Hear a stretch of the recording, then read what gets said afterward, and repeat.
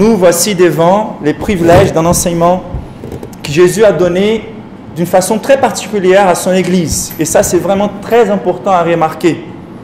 Jésus, il est en train de parler d'une façon un peu plus cachée. Ce n'est pas un des enseignements publics dont toutes les personnes sont présentes pour lui écouter. C'est un enseignement qu'il donne d'une façon spécifique à son Église. C'est quelque chose de très privilégié.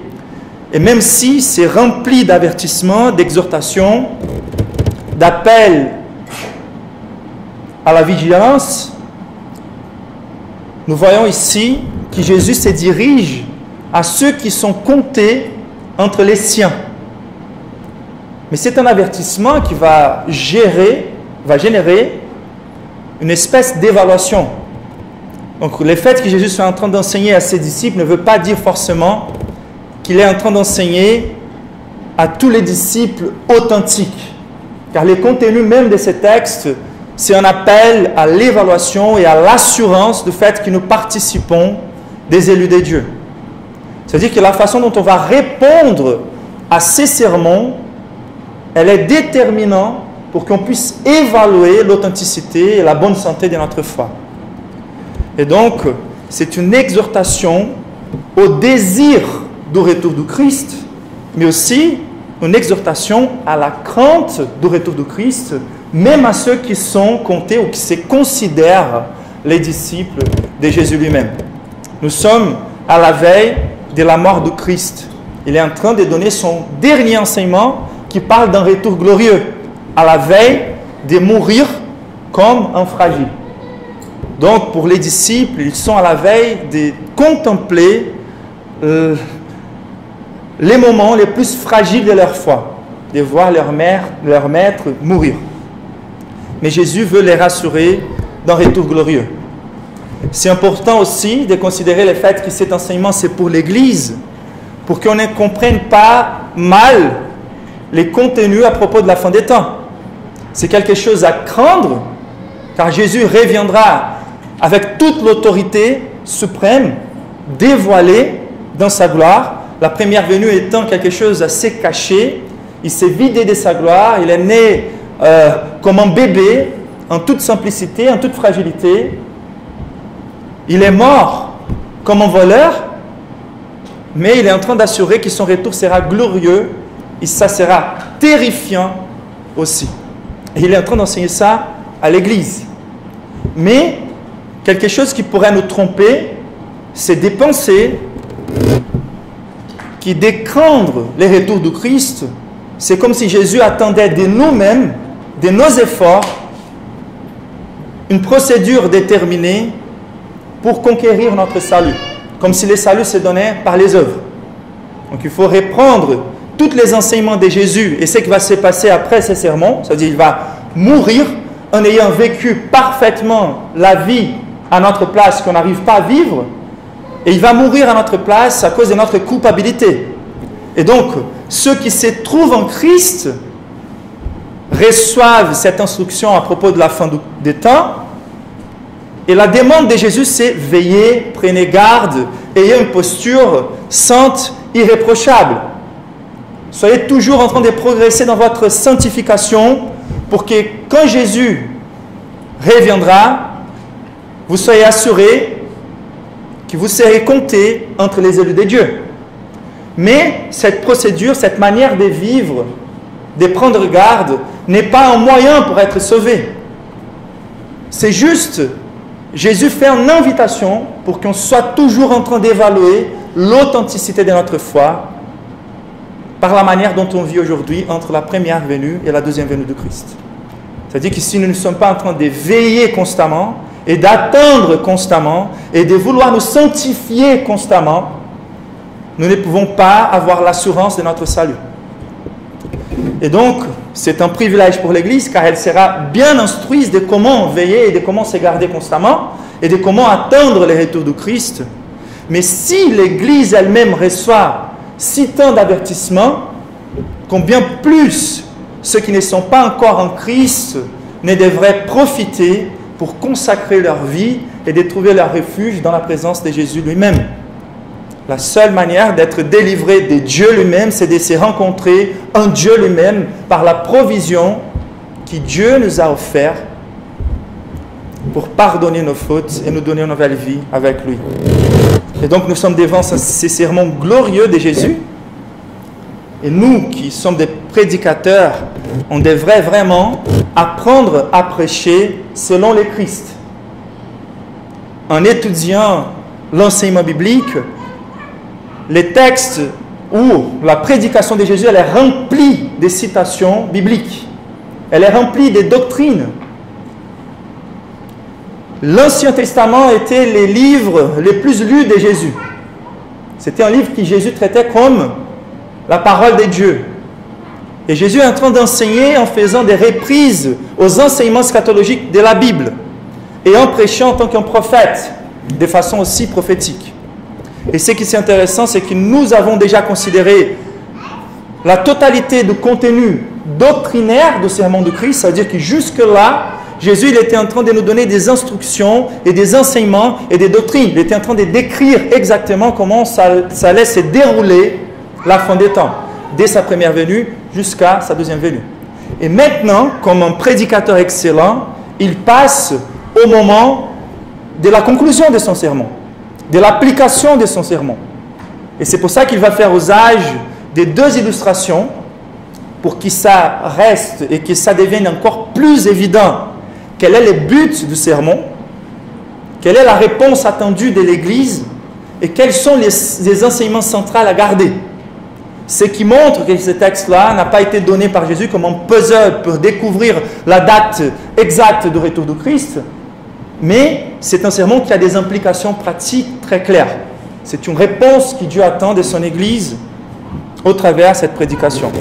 Donc c'est une conclusion très riche dans laquelle on va trouver, juste après avoir donné les points culminants de son sermon, qui était son retour en gloire. Donc il a parlé du commencement des douleurs, il a parlé de la grande tribulation que l'Église traversera, il a parlé de la destruction de cet ordre à la veille du retour du Christ. Mais les points culminants de son sermon et les points culminants de toute l'histoire, c'est son retour en gloire.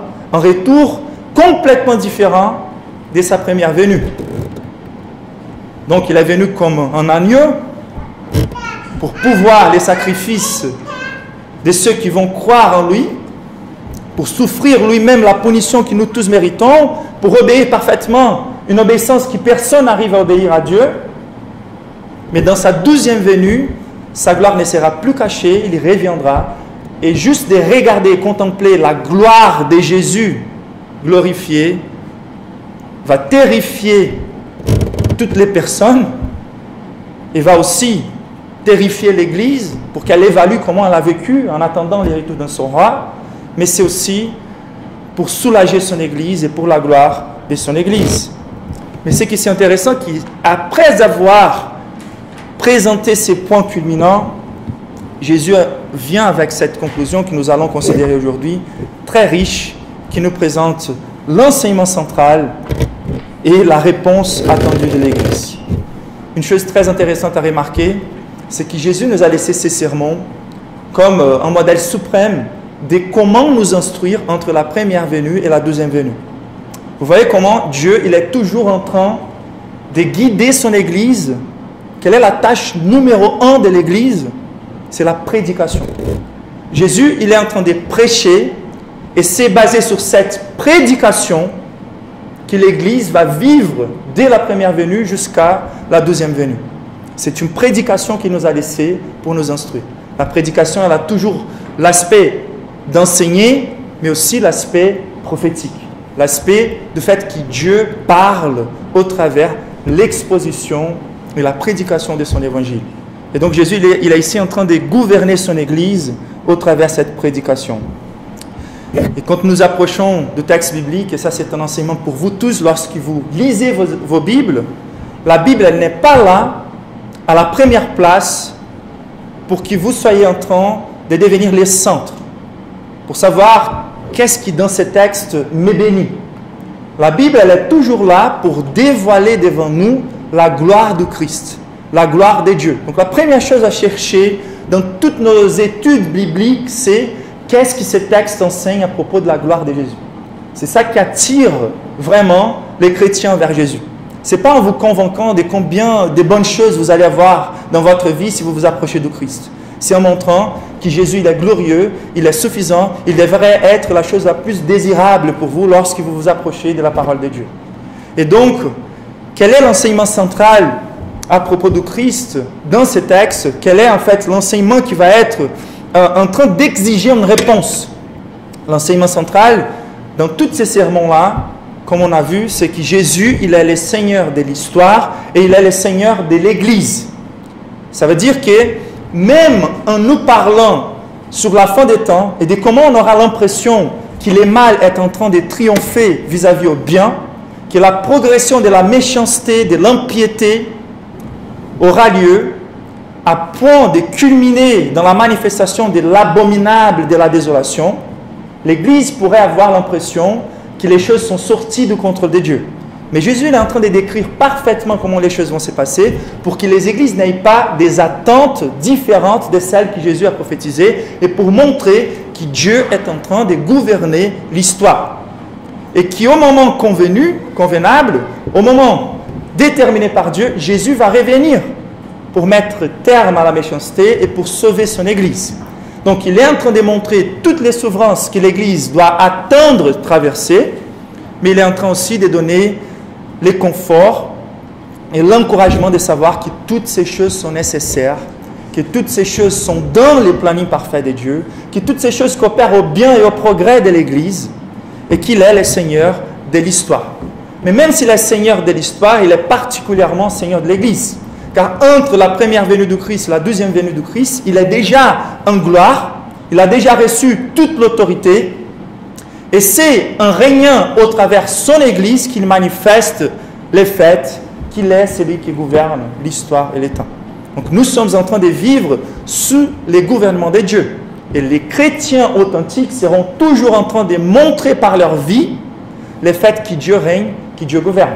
C'est-à-dire qu'aujourd'hui, il y a ceux qui sont gouvernés par Dieu de façon inconsciente, dans leur libre agence et dans leur méchanceté. Quand même, ils sont sous le gouvernement de Dieu, sous la permission de Dieu. Mais le fait que Dieu soit en train de permettre ces choses, ce n'est pas un signe qu'il soit d'accord avec la manière dont il vit. Et c'est pour ça qu'il va revenir pour juger toute l'humanité. Mais ensuite, il gouverne aussi sur des personnes qui sont conscientes de son gouvernement. Et ceux qui sont sous le gouvernement de Dieu sont ceux qui montrent une vie de vigilance, comme on va voir aujourd'hui. Ce sont ceux qui montrent une vie de progression dans la sainteté. C'est l'Église, pas que l'Église institution dans laquelle on aura des déceptions, des hypocrites, mais c'est l'Église qui montre avoir cette puissance du Saint-Esprit en elle et qui progresse envers la sainteté et l'obéissance. Donc l'enseignement ici, c'est que Jésus, il reste et il est le Seigneur de l'histoire, le Seigneur de la gloire et qu'il reviendra de façon puissante et glorieuse pour mettre terme à l'histoire, pour finir avec cet ordre, pour apporter un jugement final dont ceux qui n'ont pas été punis en Christ par la foi seront lancés dans l'enfer à cause de leur méchanceté, de leur péché, et ceux qui se trouvent en Christ iront par les mérites de Christ à la gloire et seront glorifiés et vivront toujours dans la présence de Dieu. Donc voilà ce qu'on a considéré vis-à-vis à la fin des temps et la vérité centrale à propos de Christ. Et lorsqu'on arrive à la conclusion de Christ, nous sommes devant la réponse attendue du Christ de cet enseignement. Et donc, quelle est la vérité centrale pour nous? C'est déjà la considération de ce que Jésus a enseigné à propos de lui-même et comment ceux qui lui connaissent vraiment répondent à cette instruction à propos de la fin des temps. Et la vérité centrale, si vous voulez noter, c'est que puisque le Seigneur de l'histoire et de l'Église va revenir en gloire et puissance, l'Église doit attendre son retour avec totale vigilance. D'accord? D'une autre manière, si vous voulez, l'Église doit attendre le retour du Christ, ses retours en gloire et puissance, en toute vigilance. Donc vigilance, c'est un des termes les plus fréquents dans ces passages. Il finit son sermon avec ces mots. Veillez. Donc, s'il y a une caractéristique distinctive dans la vie d'un chrétien authentique, c'est de veiller constamment. Jésus il est en train de nous encourager à voir si nous vivons nos vies aujourd'hui par la perspective de son retour en gloire et en puissance, pour juger l'Église et pour juger toute l'humanité. Donc, comme vous le savez bien, lorsqu'une catastrophe s'approche, une catastrophe climatique, on parle de rester en alerte orange, la vigilance orange. C'est intéressant, c'est un bulletin météorologique qui invite à une grande vigilance. Il signifie que des phénomènes dangereux sont à prévoir et que des conseils de sécurité sont à respecter. C'est très intéressant. Le sermon de Christ, il apporte exactement ce qu'on va attendre, la proximité des choses qu'on va attendre, mais aussi il nous donne de façon très claire des conseils de sécurité à connaître et à respecter. Nous sommes aussi en France en alerte ou vigilance attentat, ce qu'on appelle les vigipirates. Entre 2015 et 2016, on a eu 1236 morts à cause des attentats. Et quelque chose qui a commencé comme une alerte temporaire est devenu une alerte ou une méthode constante, permanente. Et c'est ça qui est intéressant.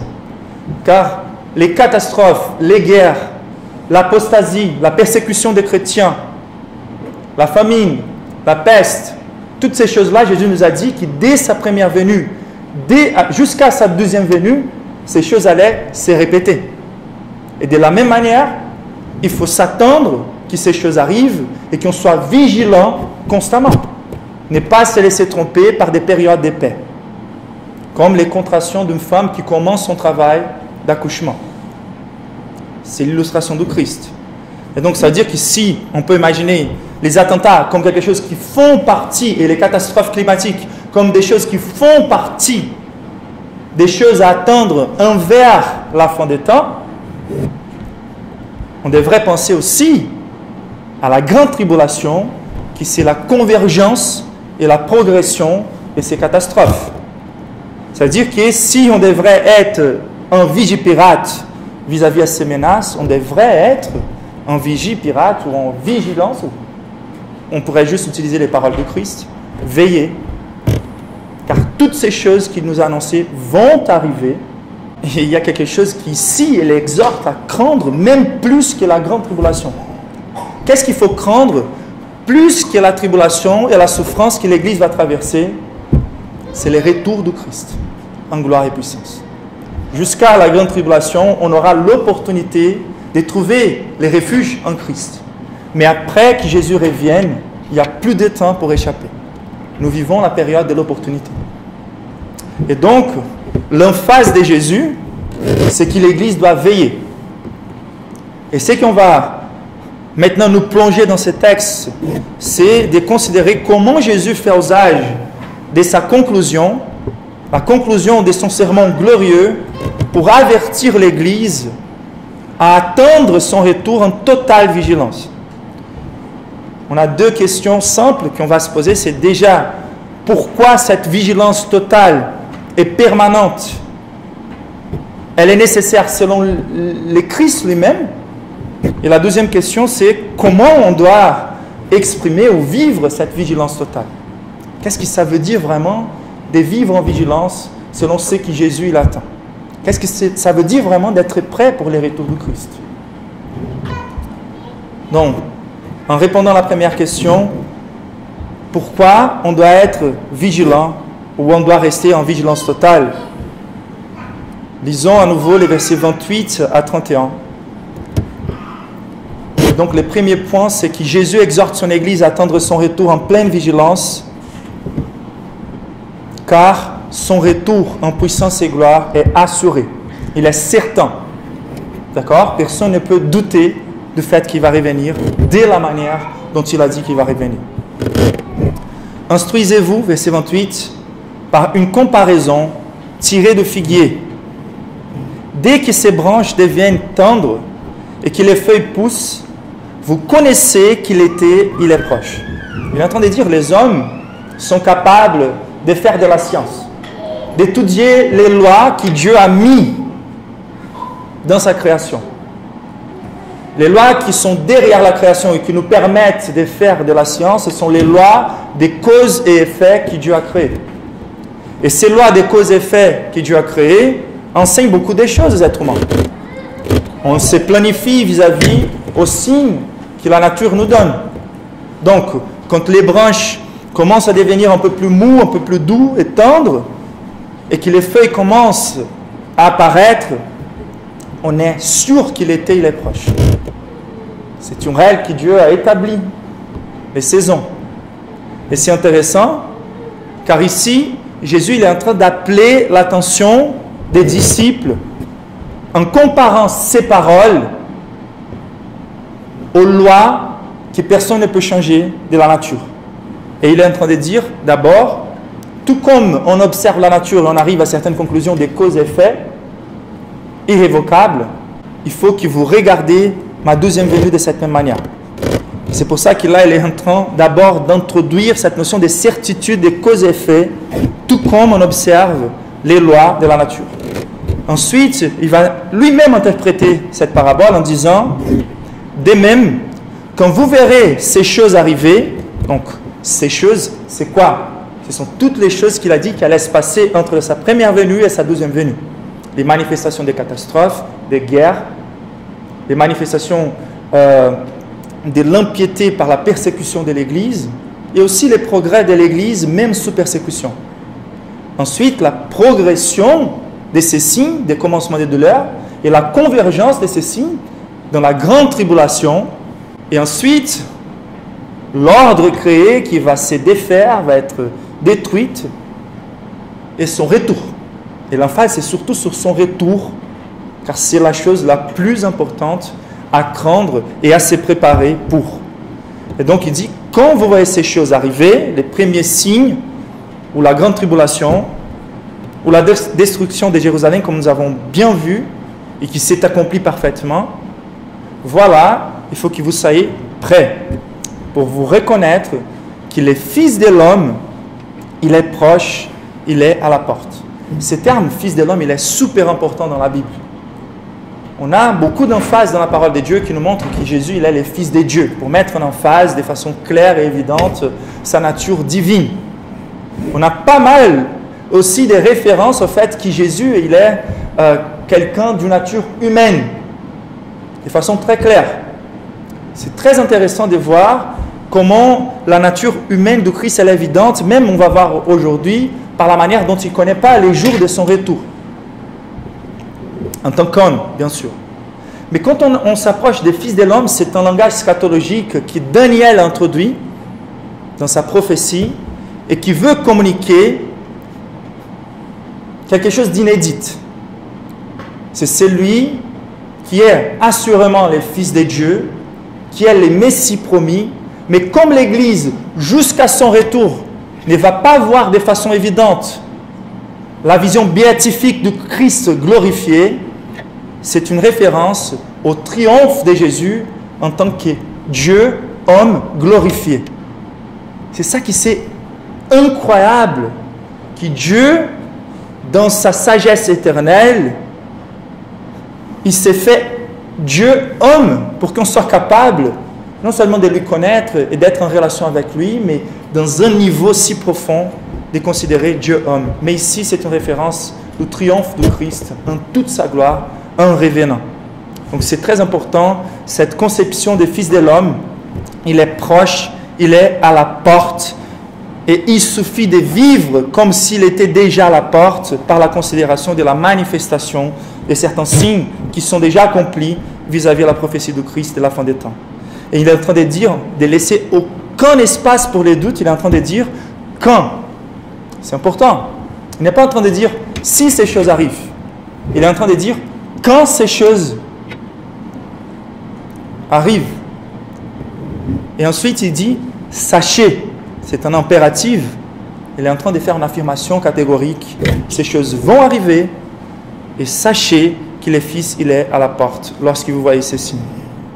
Donc, toutes ces choses-là pour mettre en emphase la certitude du retour du Christ en gloire et puissance.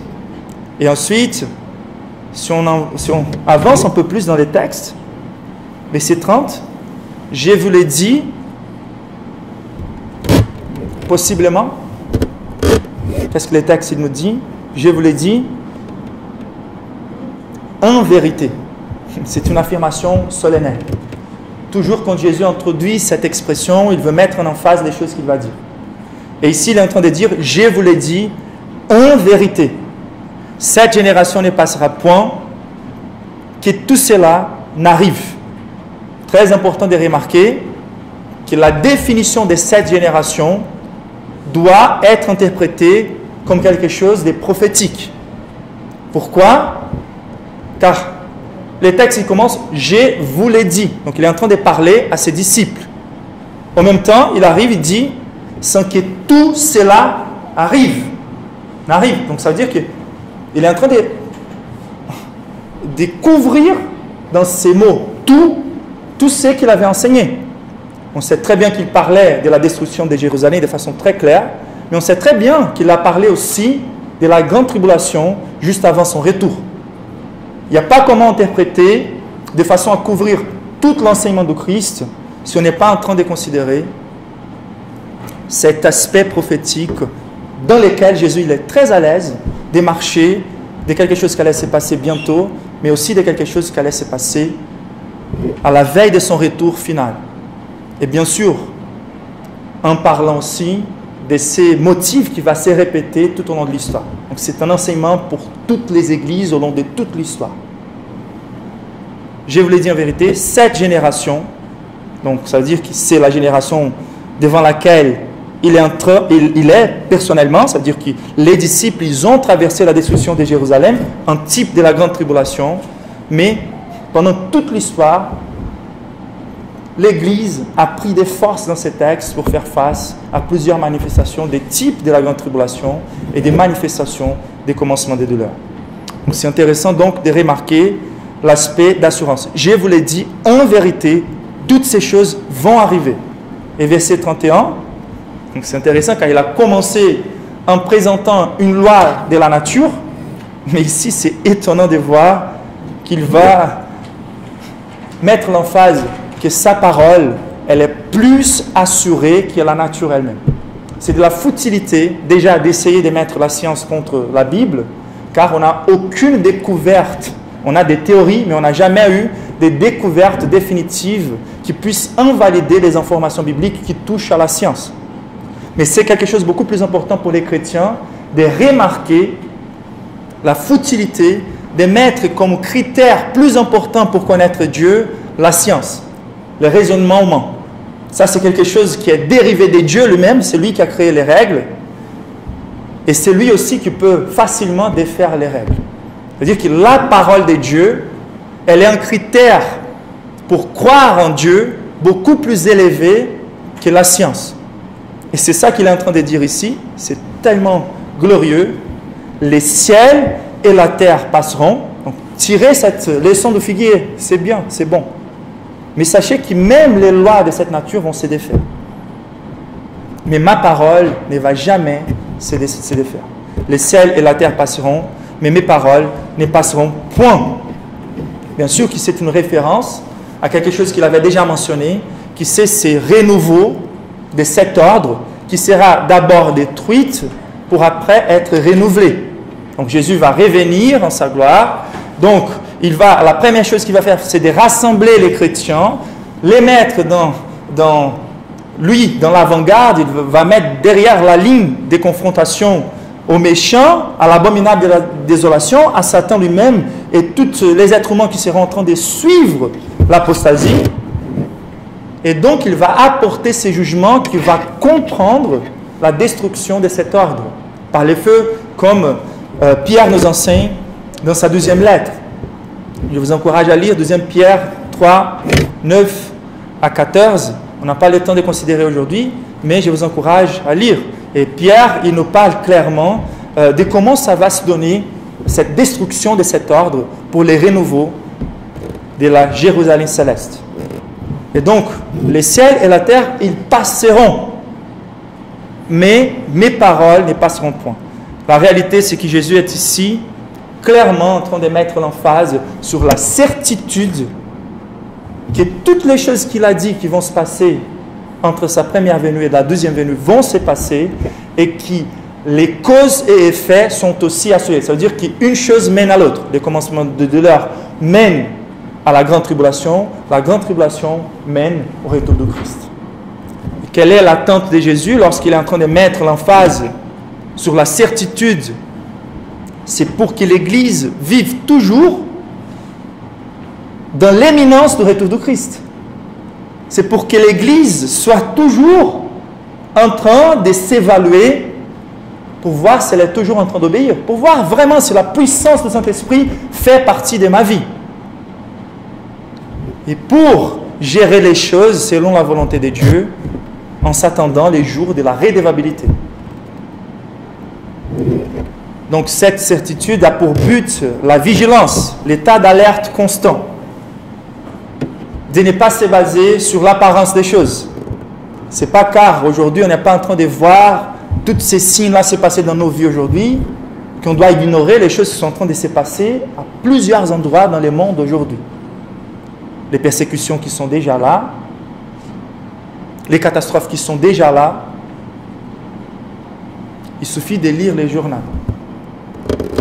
Et donc, il ne faut jamais douter des convictions de Jésus. Vous pouvez douter des convictions de pasteurs. Elles peuvent ne pas toujours être basées sur la Bible. Mais vous ne pouvez jamais douter des convictions de Jésus. Vous voyez avec combien de convictions Jésus est en train d'enseigner. Et combien plus des paroles de Dieu. Et comment je peux oser à ne pas me préparer pour ces jours. C'est d'un orgueil étonnant. C'est d'un orgueil choquant. C'est d'un orgueil, c'est une expression de rébellion. C'est comme si j'étais devant la parole de Dieu lui-même et j'ai méprisé cette parole et je crois que mon avis il est plus assuré que l'avis de Jésus lui-même. Et la façon dont vous, qui dites être chrétien, et moi je m'inclus là, la façon dont on mène nos vies montre si nous faisons confiance ou si nous défions les convictions de Jésus lui-même. Car si je ne suis pas en train de répondre la certitude dans laquelle Jésus présente son retour glorieux, la certitude des causes et effets, je ne peux pas vivre un seul moment de ma vie sans être en vigilance. C'est de douter des convictions de Christ, c'est de défier la parole de Christ, c'est de me dire, moi je pense que cela sera différent. Vous voyez combien dangereuse c'est cette mentalité. Et c'est pour ça qu'il dit, tire l'enseignement de figuier. Une fois que les branches commencent à être mousses, c'est inévitable que les feuilles apparaissent et c'est inévitable que les fruits apparaissent. Ça veut dire qu'on doit lire les temps, être attentif aux événements globaux, aux persécutions, aux catastrophes naturelles, aux guerres, à l'apostasie. Et donc Jésus, il veut très bien que son Église soit dans la vigilance pour être sensible au temps et aux époques. Mais aussi, donc l'emphase, elle est sur la certitude de son retour, mais aussi sur l'aspect soudain de son retour.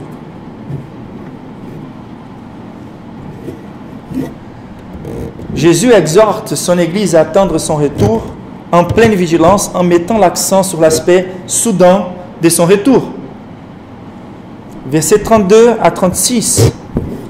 Déjà, le verset 32 nous dit de façon très claire, pour ce qui est du jour ou de l'heure, donc c'est assez inclusif, c'est les jours ou l'heure, personne ne le sait. Quelle affirmation catégorique déjà. Mais Jésus il veut nous enseigner quelque chose. Personne ne le sait, il ne s'arrête pas là. Ni les anges dans les cieux. Pas question de gaspiller votre temps en essayant de chercher cette date. Vous pouvez voir tous les anges que vous pouvez voir dans vos vies. Ils vont savoir aucune chose à propos du jour ou de l'heure. Peut-être si vous allez dans la direction de Jésus, il peut se révéler à vous et dire. Mais Jésus nous dit, ni les fils. Il dit que dans cette nature dont il s'est vidé de sa gloire, Jésus en tant qu'homme, il n'a pas connaissance. Dieu a décidé de garder sa cachée pour Jésus dans son incarnation surtout. Mais les pères seuls.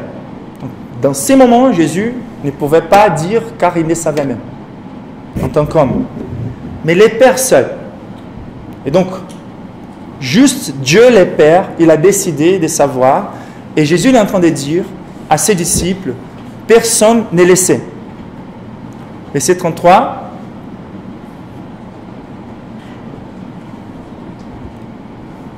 Prenez garde, veillez et priez, car vous ne savez quand ce temps viendra. Donc à nouveau, on ne sait pas quand ce temps viendra. D'accord? L'aspect soudain du retour de Christ, il est déterminant. Il a quelque chose de décidé souverainement par Dieu. C'est-à-dire que c'est futile de vouloir découvrir, donc c'est-à-dire que vous n'allez pas découvrir les jours ou l'heure du retour du Christ. Ça, c'est assuré par la parole de Dieu. Mais plus que ça, comme on est devant des impératifs, c'est même un péché de chercher à connaître quelque chose que Dieu a promis et décidé que personne ne les connaîtra. Et c'est ça en fait qui nous enseigne à traiter ces textes. Le but de ces textes, à nouveau, n'est pas de nous donner un puzzle pour être toujours à la recherche. Je dois lire l'actualité, regarder les journaux, mais non pour découvrir les jours exacts de son retour. C'est juste pour que j'aie cette sensation, c'est proche. C'est juste pour que je continue à veiller, à me sanctifier. Et l'assurance de Jésus ici, c'est une interdiction, tout comme Deutéronome 29 nous dit, les choses cachées sont à l'Éternel notre Dieu, les choses révélées sont à nous et à nos enfants, à perpétuité, afin que nous mettions en pratique toutes les paroles de cette loi. C'est-à-dire, il y a toujours un contenu instructif dans la parole de Dieu. L'Église doit prendre, les révéler et les mettre en pratique au lieu de rester dans la contemplation, dans la recherche, dans des chambres, dans des réunions, des prières, des transcendances, en cherchant des prophètes, des révélations, pour révéler des choses que Dieu a décidé clairement dans sa parole de laisser cachées. Donc l'occupation de l'Église est de prendre les instructions et les mettre en pratique. Donc les choses cachées pour l'Éternel. Et c'est intéressant car même l'illustration va mettre encore plus en emphase, nouvelle illustration de Christ, l'aspect soudain de son retour. Veillez donc car vous ne savez quand viendra le maître de la maison, ou les soirs, ou au milieu de la nuit, ou au chant de coq, ou les matins. Jésus il a été assez exhaustif. Il n'essaie même pas de découvrir à quel moment, dans les détails. On ne sait ni de façon générale les jours exacts, ni les moments exacts, mais même l'illustration, elle est en train de nous présenter la veille. Ce sont les sections des veilles de la journée. Et il est en train de présenter chaque partie. C'est-à-dire qu'il n'y a pas un seul moment où on saura les retours du Christ de façon exacte, mais dans tous les moments, il faut qu'on soit en train de veiller. Et donc, par là, on voit non seulement une décision souveraine de Dieu, qu'il faut respecter et ne pas vouloir découvrir, mais on voit aussi une décision sage de Dieu. Car j'ai déjà entendu plusieurs personnes qui me disent « Oui, j'arrive même à croire que Jésus est le sauveur. Mais je pense que dans ces moments de ma vie, ce n'est pas les moments où je pense que je vais me convertir. Peut-être quand j'arrive à la vieillesse, peut-être si je suis malade un jour, mais la réalité, c'est qu'on ne sait même pas si on va mourir d'ici 5 minutes, et on ne sait même pas si Jésus va revenir d'ici 5 minutes. Et donc la réalité, c'est que la sagesse de Dieu a décidé de garder cachés les jours et les moments exacts de son retour pour que l'Église soit toujours en train de veiller. C'est efficace. C'est la sagesse de Dieu. Car si je savais que Jésus viendra d'ici 10 ans? Peut-être, dans ma faiblesse, dans mes tentations, je serai moins consistant. Je serai en train de moins veiller. Et donc, imaginez-vous, par exemple, si les apôtres, dans leur situation de persécution, sachaient déjà que Jésus reviendrait ne reviendrait pas encore jusqu'aujourd'hui. Plus ou moins 2000 ans après, Jésus ne serait pas en train de revenir. Mais qui s'assoit pour qu'on reste en train de veiller et qui s'assoit pour nous encourager, ils savaient que Jésus pourrait revenir bientôt. Et ça les poussait, et ça les motivait. Et ils vivaient toujours comme si c'était à la veille de son retour. Et donc, ce n'est pas un sujet à contempler, simplement, c'est un sujet vraiment sage et efficace.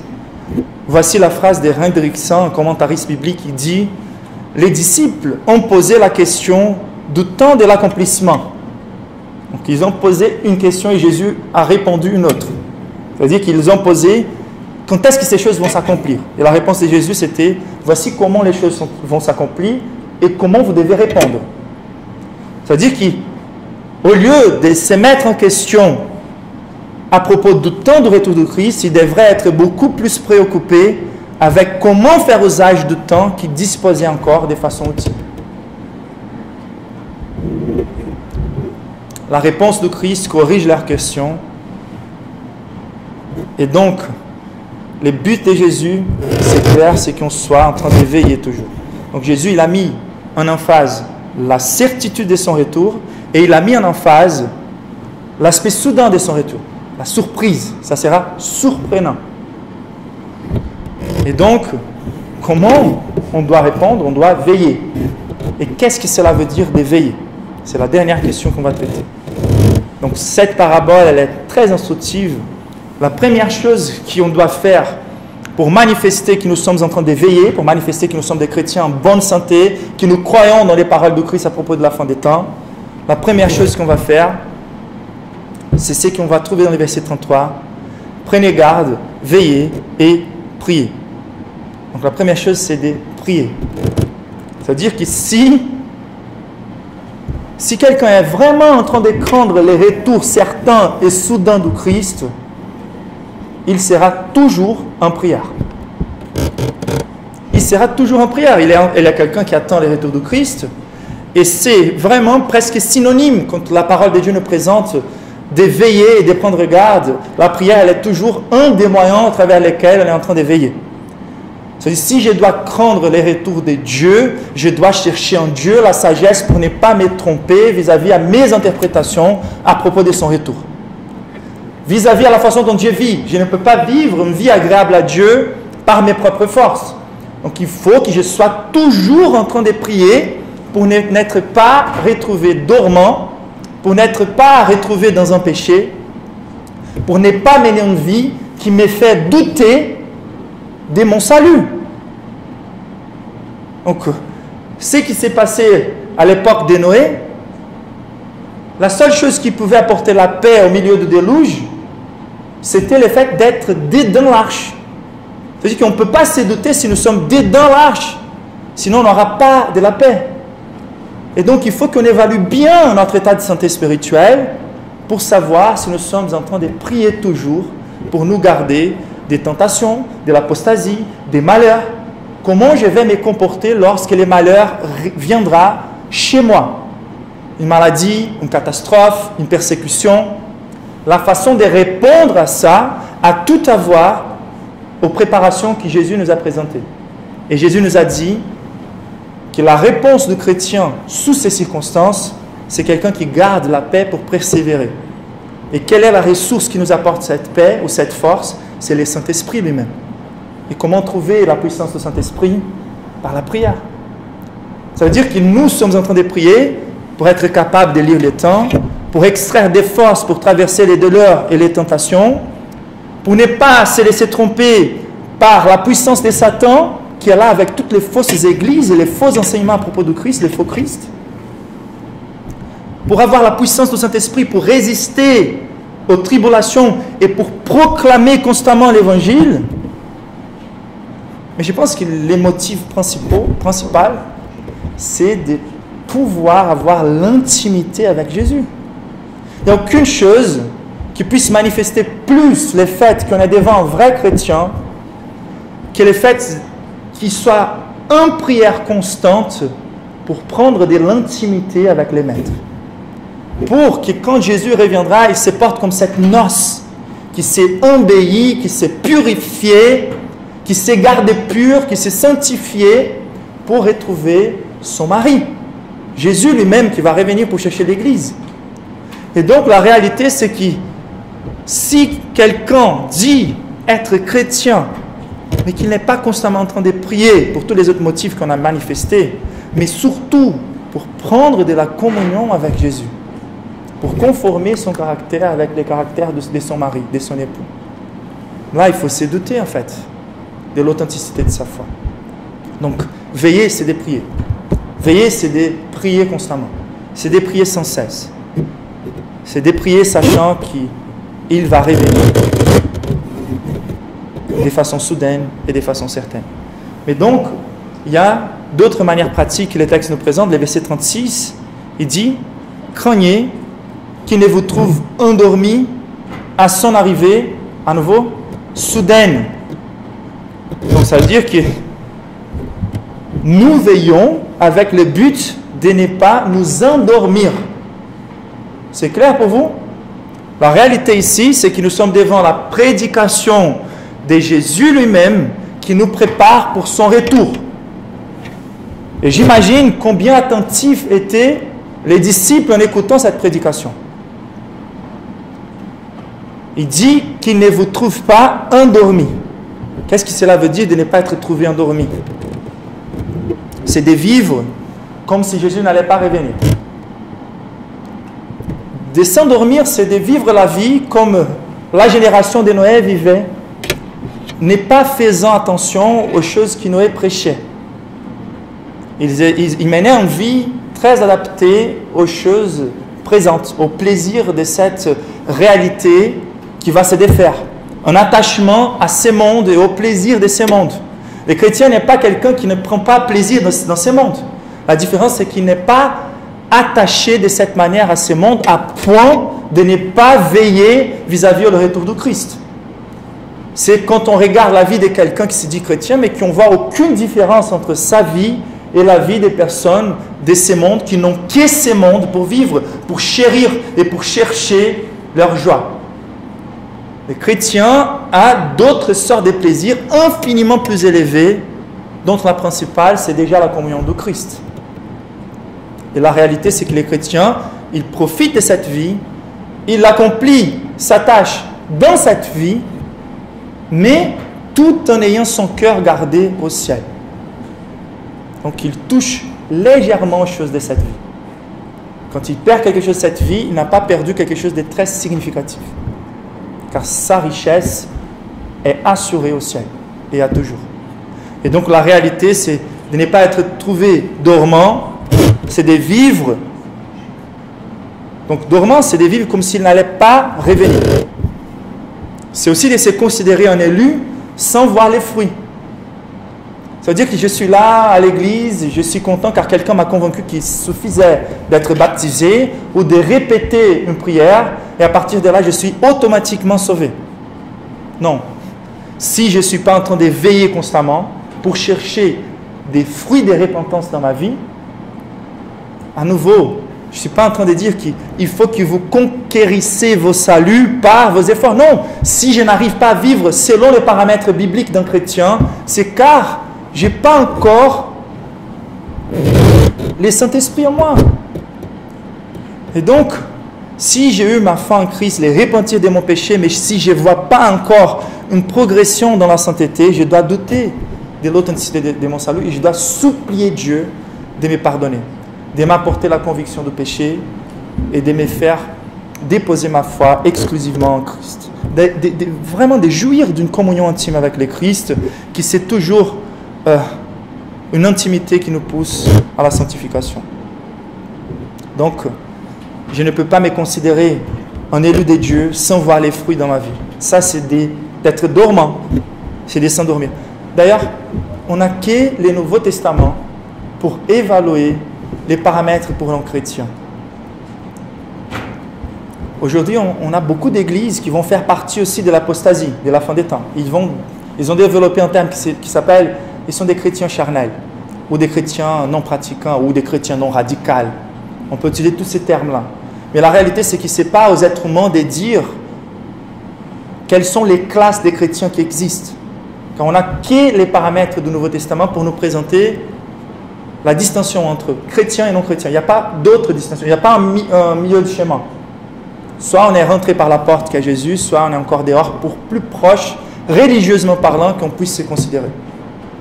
Et la réalité donc, c'est que, selon la conception biblique, soit je suis en train de présenter des fruits d'une nouvelle naissance, soit je dois supplier Dieu désespérément pour que je trouve ces fruits dans ma vie. Et c'est pour ça que la retardation de la consécration totale à Dieu, c'est aussi un signe évident de quelqu'un qui est en train de dormir. Si je n'ai pas encore consacré ma vie, j'attends un moment pour consacrer au futur. On ne sait pas quand il va revenir, la date, mais c'est sûr qu'il va revenir de façon soudaine. Donc, on pourrait parler d'autres implications lorsqu'on considère quelqu'un qui est dormant. Mais il faut qu'on avance. La soumission à l'autorité du Christ, c'est une autre manière de manifester le fait que nous sommes en train de veiller. Verset 34 nous dit, « Il en sera comme d'un homme qui, partant en voyage, laisse sa maison, remet l'autorité à ses serviteurs. » C'est très intéressant, car la Bible nous montre que dès l'ascension du Christ jusqu'à son retour, il a reçu toute l'autorité et il a donné à l'Église cette autorité. Et comment on peut voir l'Église authentique? Ce sont ceux qui vont veiller vis-à-vis de l'autorité dérivée des dieux. C'est-à-dire que ce n'est pas les pasteurs qui parlent très fort et qui crient dans leur prédication et qui exigent des hommes certaines choses. Ce n'est pas ceux qui s'auto-intitulent des apôtres ou d'autres titres que les hommes ont inventés pour voler l'autorité du Christ pour eux-mêmes. De vivre sous l'autorité du maître de la maison, c'est de vivre constamment comme si Jésus était là déjà, de retour avec toute son autorité. C'est cette crainte d'utiliser l'autorité dérivée de Dieu, selon la volonté de Dieu, clairement dans sa parole. C'est ça qui rend, nous tous les chrétiens ont la redevabilité et ont de l'autorité reçue de Jésus lui-même pour évaluer les églises à partir de la parole de Dieu. D'ailleurs, c'est comme ça que la réforme protestante a eu lieu, par la redécouverte de la parole de Dieu clairement enseignée. Ce n'est pas à nous, les êtres humains, aux pasteurs, aux prêtres, d'inventer de nouvelles formes de vivre l'Église. C'est à nous de nous soumettre à l'autorité de la parole de Dieu pour évaluer toutes les églises et pour savoir faire la distinction entre l'apostasie et les églises authentiques. Et donc, c'est à nous vraiment de voir si nous sommes en train de vivre sous l'autorité du Christ. Et de vivre sous l'autorité du Christ, c'est de vivre une vie obéissante. Il n'y a pas la distinction entre Jésus Seigneur et Jésus Sauveur. Non, je crois en Jésus pour l'instant comme mon Sauveur. Il m'a pardonné et tout, mais il n'est pas encore mon Seigneur. Non, il n'y a pas cette distinction. Soit il est Jésus, Seigneur et Sauveur, soit il faut que vous consacriez vos vies à lui. Et donc, celui qui veille constamment, c'est quelqu'un qui a sa vie centrée sur la parole de Dieu comme autorité de sa vie et qui est toujours en train d'utiliser l'autorité du Christ selon sa volonté. Comment on vit l'Église? Qu'est-ce qui est une Église? Comment je trouve la foi? Quelle est l'autorité de la parole de Dieu? Toutes ces questions-là doivent être répondues par la parole de Dieu et nous tous, nous devons nous soumettre. Comment je dois vivre ma vie dans la pratique, dans mon travail, dans ma famille? De vivre sous l'autorité du Christ, c'est ça qu'il va évaluer en nous lorsqu'il va revenir. Il a donné son autorité à l'Église et les portes de l'enfer ne vont pas prévaloir. Aussi, verset 34 encore, la deuxième moitié. Donc il remet l'autorité à ses serviteurs et indique à chacun sa tâche et ordonne au portier d'éveiller.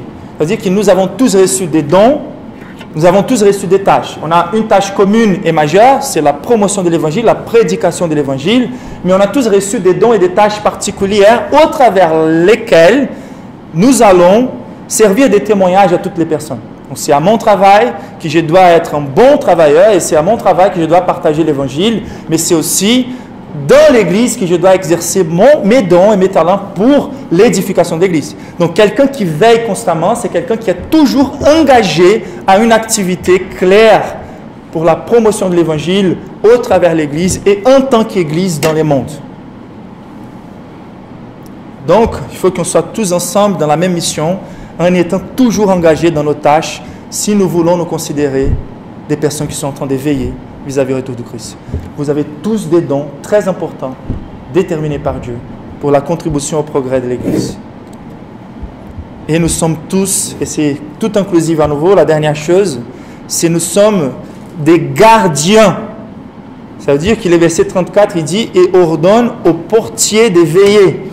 Et c'est l'image, je pense, qui rassemble l'ensemble des choses qui sont là, car les portiers, c'est sûrement celui qui est en train de regarder dedans et dehors, qui doit protéger et veiller pour les choses qui se passent dans l'église en sachant que le retour du Christ il est imminent. Donc il est là en train de regarder les cieux en s'attendant que Jésus revienne. Il a la crainte. Ses yeux sont constamment, il regarde les choses de cette vie, mais en passant. D'accord? Il est en train de regarder sa tâche, l'autorité, toutes ces choses, mais en passant car il voit toutes les choses par la perspective du retour du Christ. C'est comme les anges, que quelqu'un a déjà dit, qui semblent à des chiens des fois, car les chiens ils sont tellement fidèles que leurs yeux sont toujours dans leur maître, en s'attendant, en train de vouloir lire en avance quelle est l'attente. Et nous, tous les chrétiens, il faut qu'on soit en train de regarder les ciels constamment, en s'attendant au retour de Christ et en train de nous demander comment je peux me préparer de façon à me présenter à lui de façon irréprochable et remplie de fruits de justice. Le portier, c'est lui donc qui regarde dans l'église et qui veille sur la communauté, qui corrige, qui exhorte, qui invite les personnes à évaluer leur état de santé spirituelle, qui réveille les dormants, mais qui regarde toujours vers les ciels en priant et en suppliant, reviens Jésus, et qui prie constamment pour pouvoir ne pas tomber dans les tentations, ne pas tomber dans les tribulations. Les portiers sommes nous tous. C'est super que Dieu et Jésus n'aient pas donné l'autorité qui est au pasteur, au prêtre, à certaines figures. Il a donné à tous les membres de l'Église les clés du royaume. Il faut donc qu'on lit les choses par les baptêmes, qu'on délie les choses, si nécessaire, par la discipline. Mais la réalité, c'est que Dieu nous a donné cette tâche de portier. On doit protéger nous-mêmes du retour du Christ. C'est-à-dire, si je ne suis pas rassuré que je suis prêt pour le retour du Christ, je dois me garder, je dois me sanctifier, je dois chercher le salut, être assuré de mon salut. Mais je dois garder aussi son église, ma famille, mon corps. Je dois veiller sur eux, protéger l'église du retour du Christ. Ces frères-là ou cette sœur-là ne sont pas en train de montrer des fruits. Je vais lui encourager à s'éveiller, à se réveiller. Je vais exhorter aux non-chrétiens, réveillez-vous. Donc il faut garder les êtres humains du retour du Christ. Mais il faut garder aussi l'Église pour les retours du Christ. Et ça, c'est des plus glorieux. C'est l'attente de la noce de retrouver son époux. C'est lui qui va venir nous délivrer de cette vie compliquée, qui va nous purifier complètement et qui nous va introduire avec lui dans les noces de l'agneau, pour les mariages parfaits, pour vivre à toujours avec lui. Et donc, nous venons de considérer que le retour du Christ est certain, est soudain, et comment il faut qu'on veille, qu'on se prépare pour son retour.